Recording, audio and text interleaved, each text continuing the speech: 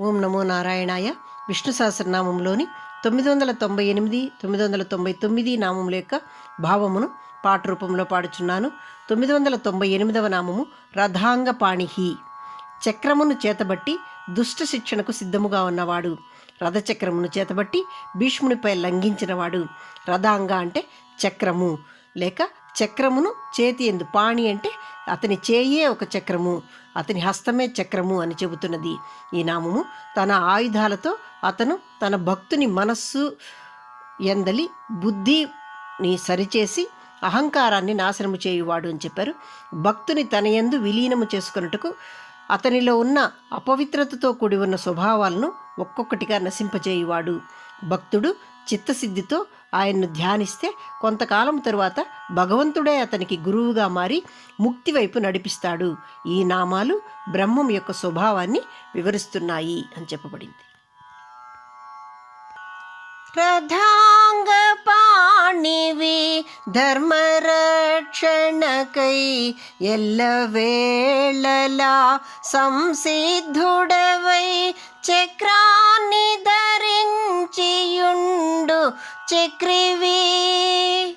శరీరమను రథమున ఇంద్రియములను గుర్రాల పగ్గాలను మనసుతో అనుసంధానించి బుద్ధి అను సారథ్యముతో రథాన్ని నియంత్రణతో పరుగెత్తించిన జీవనము బ్రహ్మానందమగునని బోధించిన గీతాచార్యుడవు. సంప్రదాయేతర మార్గమైనను మహాభారత యుద్ధమున ధర్మరక్షణకై రథచక్రాన్ని చేతిన ధరించి భీష్మాచార్యులపైకి ఉరికిన ధర్మ విదుతముడవు.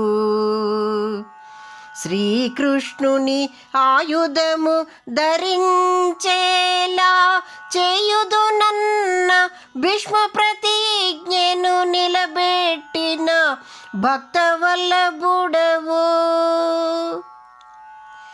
కురుక్షేత్ర సంగ్రామమున భీష్మ పితామహుడు తనకు ప్రియమైన తాత మరియు పాండవుల శ్రేయోభిలాషి అగుటచే అతనిని వధించుట తనకు తగదని అర్జునుడు భీష్ముని శరములను భరించుచు మృదు హృదయుడై యుండెనని.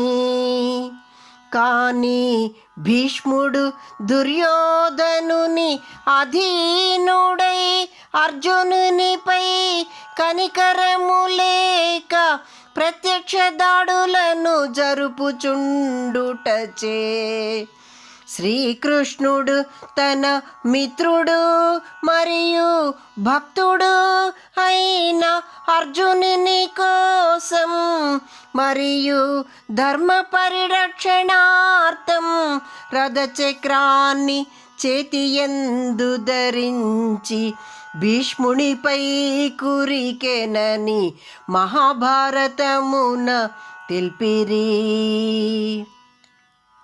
విష్ణువు సర్వవ్యాప్తి ఆకారరహితుడు అనంతుడు అమరుడు మరియు పరబ్రహ్మము అని వివిధ పురాణములు వేదములు తెలుపుచున్నవి.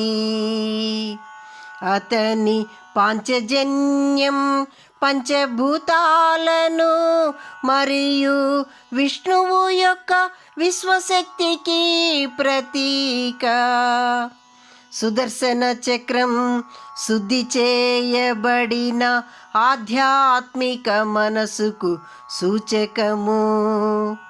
ఆధ్యాత్మిక జ్ఞానం భ్రమలను కాల్చివేసి ఆధ్యాత్మిక దృష్టిని మరియు అంతర్దృష్టిని అభివృద్ధి చేసి భగవంతుడి వైపుకు మనల్ని నడిపించునది.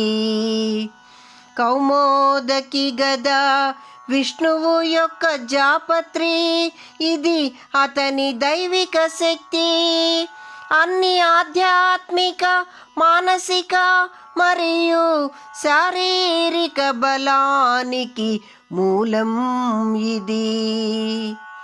మహావిష్ణువు ధరించియుండు పద్మం ఆధ్యాత్మిక విముక్తి, దైవిక పరిపూర్ణత, స్వచ్ఛత మరియు వ్యక్తిలో ఆధ్యాత్మిక స్పృహ యొక్క ఆవిర్భావాన్ని సూచించును. కమలం సూర్యుని కాంతిలో తన రేకులను విచ్చి విశ్వం మరియు వ్యక్తిగత ఆత్మ ఉద్భవించే శక్తి మరియు మూలం సత్యం భగవంతుడే అని సూచించుచున్నది. సత్ప్రవర్తన, ధర్మం మరియు దైవిక జ్ఞానాన్ని సూచించుచు విష్ణువుతో అనుసంధానాన్ని పొందమని ఈ పద్మం తెలుపుచున్నది. జ్ఞానమను నందక ఖడ్గమును ధరించి అజ్ఞానమును జ్ఞాన ఖడ్గముతో నరకమని తెలియజేయుచున్నవాడు నందకుడు. సారంగ విల్లును ధరించి అహంకార తత్వ శత్రువును నశింపజేయు సార్జదన్వి ఈ భగవంతుడు. వేదాలకే ఆత్మయై తన రెక్కల చప్పుడుచే వేదజ్ఞాన దైవిక సత్యము యొక్క శక్తిని సూచించు గరుడునిపై సంచరించు గరుడగమనుడు. కేశవ, మాధవ, ముకుంద, గోవింద, ప్రద్యుమ్న, నిరుద్ధ, పురుషోత్తమ, వామన, శ్రీధర, హృషికేశ, పద్మనాభ, గోవింద, దోక్షజ, వాసుదేవ, త్రివిక్రమ, మధుసూదన, హయగ్రీవ, అచింత్య, అనిష, జనార్దన, శ్రీమాన్, శ్రీనివాస, శ్రీరామ, శ్రీహరి అని స్తుతింపబడుచున్న కీర్తిమంతుడు. శ్రీకృష్ణ పరమాత్మ భగవద్గీత యందు మానవుని శరీరం రథం వంటిది. వ్యక్తి ఆ రథమును నడుపు తెలివైన సారథి అయి మనసు అను కళ్ళెముతో పంచేంద్రియ గుర్రాలను నియంత్రించి నడిపించిన ఆనందదాయక జీవితాన్ని పొంది పరమాగతిని పొందుట సాధ్యమని పలికెను. శరీరమును లాగే ఇంద్రియాలే గుర్రాలని, పవిత్ర మరియు అపవిత్ర లేక దుష్ట కార్యకలాపాలు ఈ రథానికి 2 చక్రాలని, భౌతిక ప్రకృతి యొక్క 3 రీతులు రథ జెండాలని, ప్రాణవాయువు యొక్క 5 రకాలు ప్రాణ, అపాన, వ్యాన, ఉదాన సమానాలు జీవుని యొక్క బంధాల నేర్పరుచుచున్నవని, మనస్సు త్రాడు అగుచున్నది, తెలివితేటలు రథసారథి ఎగుచున్నవి, హృదయం రథములో కూర్చొనే స్థానము, ఇదియే జీవితములోని ఆనందం మరియు బాధ వంటి ద్వంద్వాలను ముడిపెట్టే ప్రదేశము. జీవుడు రథంపై కూర్చుని తన తప్పుడు కోరికలను నెరవేర్చుకోవలెనని తహతహలాడుతూ జీవితాన్ని ఇంద్రియ సుఖము కోసం పరిగెత్తించుచున్నాడని నారద మహర్షి వర్ణించిరి. ఇంద్రియానందము కోసం ఆత్మానందమును పోషించుకొనుటను జీవి మరచిపోయుచున్నాడని, మన పంచేంద్రియ ఇంద్రియ గుర్రాలను మనసు పగ్గముతో నియంత్రించి తెలివిగల సారథి అయి ఆత్మయందు నివసించు శ్రీకృష్ణుని హృదయములో ఆశ్రయం పొందేందుకు అతని వైపుకు మన రథాన్ని పరుగెత్తించాలని, అప్పుడే ఆనందుని నందుని పొందుట సాధ్యమని నారదుడు బృహద్భాగవత పురాణమున పలికెను. రథాంగపాణివి ధర్మరక్షణకై ఎల్లవేళలా సంసిద్ధుడవై చక్రాన్ని ధరించియుండు చక్రివి. శరీరమను రథమున ఇంద్రియములను గుర్రాల పగ్గాలను మనసుతో అనుసంధానించి బుద్ధి అనుసారథ్యముతో రథాన్ని నియంత్రణతో పరుగెత్తించిన జీవనము బ్రహ్మానందమగునని బోధించిన గీతాచార్యుడవు.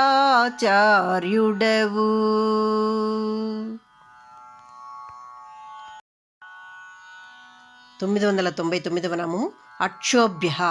ఈ నామం విష్ణు సహస్రనామం నుండి 2 మార్లు వచ్చింది. 807వ నామంగాను 999 ఇప్పుడు పాడుచున్నది. అక్షోభ్య అంటే దేని చేతను సంక్షోభం పొందనివాడు, పరమ శాంతమూర్తి, ప్రసన్న పరమానంద గంభీరమూర్తి, తన్ను ఆశ్రయించిన వారిని రక్షించడం అనే దీక్షపుని ఎన్ని ఆటంకములు వచ్చినా కానీ చెలించనివాడు. ఈ విధంగా ఆయన దివ్యాయుధములు పూని అచంచలుడై కలవరపడని వాడై విశ్వమూలక ప్రాతినిధ్యుడై ఉన్న బుద్ధ భగవానుడు అని చెప్పబడినవాడు.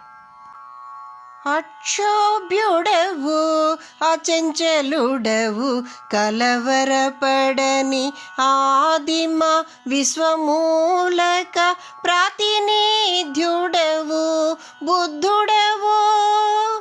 రాగద్వేషములు శబ్ద విషయములు ముల్లోకములలోని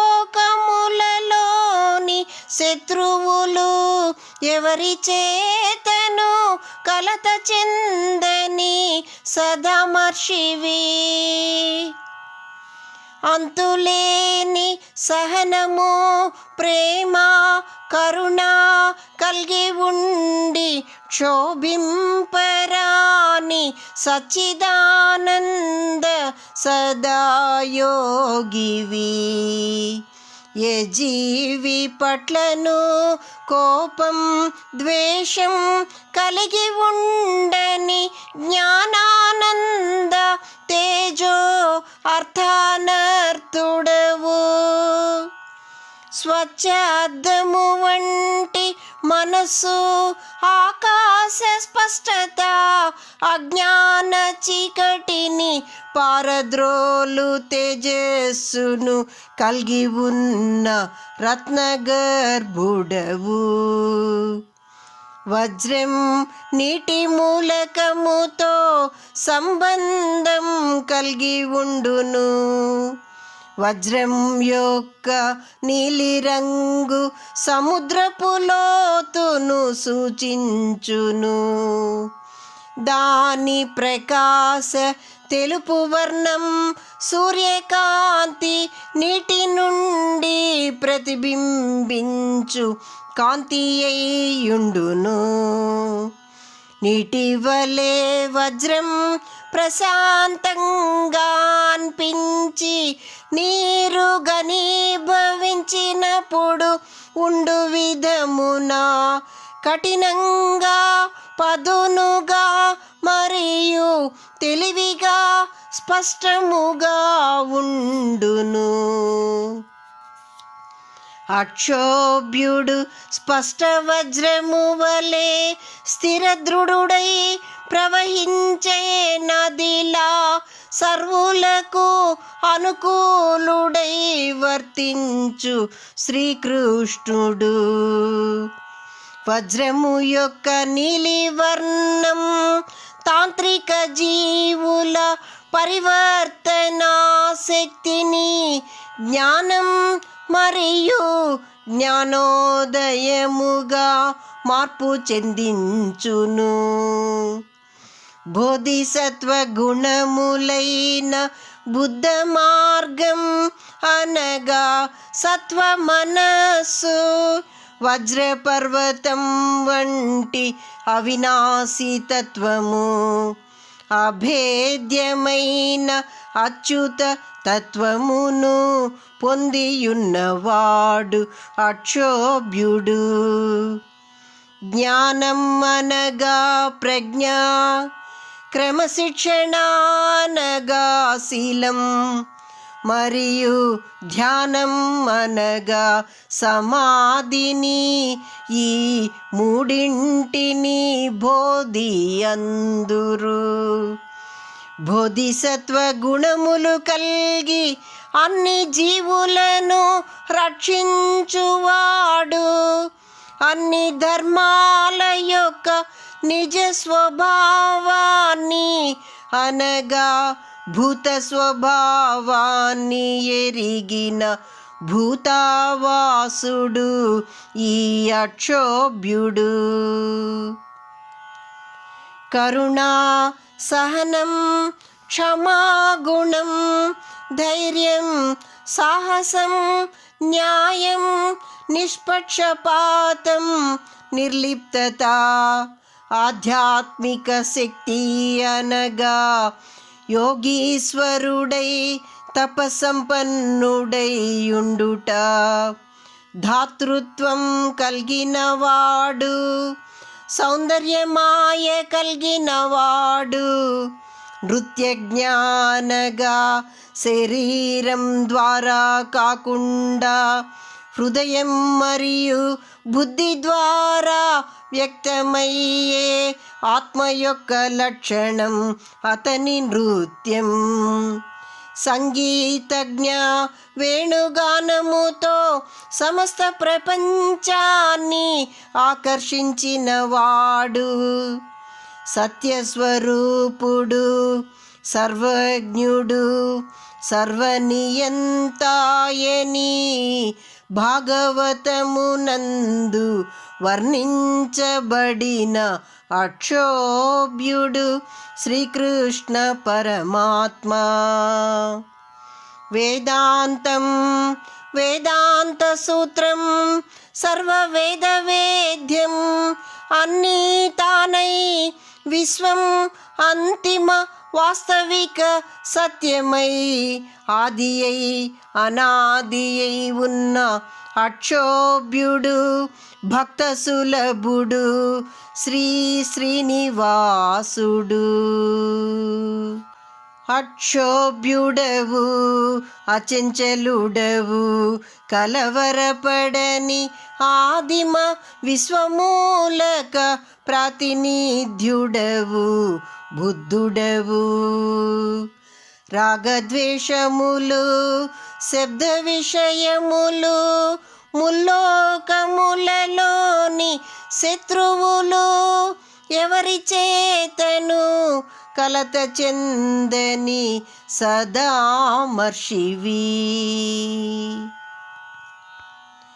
ఓం నమో నారాయణాయ.